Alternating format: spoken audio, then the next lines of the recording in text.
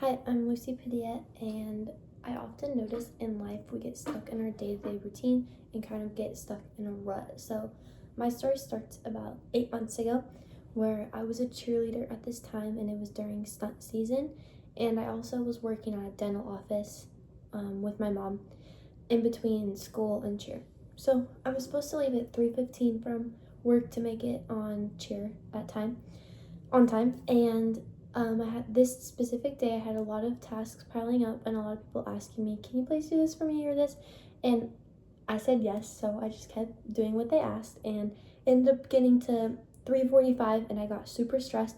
So I was like, "Okay, I'm gonna text my coach. I'm gonna be about 20 minutes late," and I texted her, and then was even later than that. So I ended up leaving work and I was super late for cheer, but I was like, you know what, I'm gonna make it there anyways. I was sitting in my car and I saw a video. Like, with all this time I had, I still found time to go on my phone, and I found a video that said we need to live life to the fullest and reach our potential. And I was like, I remember thinking, wow, like, this is really true. I need to live my life in a better way, and I need to make more memorable experiences. So I drove away from work and I got stopped in a left turn lane at a red light.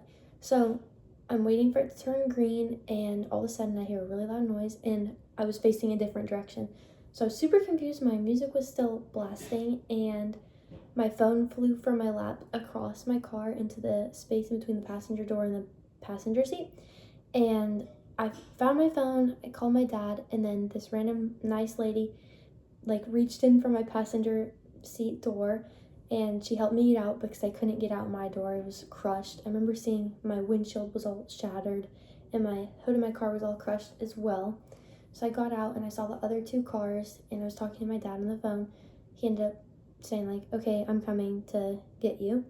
So he was on his way, and the police started questioning everyone, and they tried to question me. I couldn't tell them anything because I had no idea what happened. I didn't see anything. It happened so quickly. So everyone always says that car accidents can happen so quickly, so you need to be a super safe driver. But I never realized like how quickly it happens, even if you are being a perfectly safe driver just sitting at a light. So I'm usually a pretty good driver, except for I pull up really close at stop signs and red lights to cars in front of me. So this specific day, I didn't even think about it, and I stayed super far back away from the car in front of me. And turns out if I was just a foot forward or a few feet forward, it would have crushed my legs, or the car would have landed on top of me. So I ended up finding out that there was a traffic camera that caught this whole thing on video, and my dad was actually a CHP officer, so he was talking to the cops on scene about what happened, and they had all their theories about what had happened by the skid marks.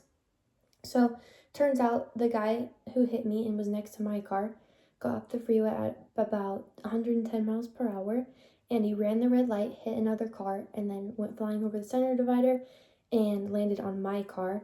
So he broke his fibula, tibia, and pelvis, and I actually saw him getting in his car looking like he was asleep. I was really scared that he wasn't alive, but people were holding up his neck. So it was really scary, and I took this whole experience as a sign to live life to the fullest. And I hope from this story you guys can all have the takeaway that life is super fragile and we don't know how long we have. And while I wouldn't wish this experience on anyone, I hope you guys all have the chance to rethink how short life can be and appreciate life.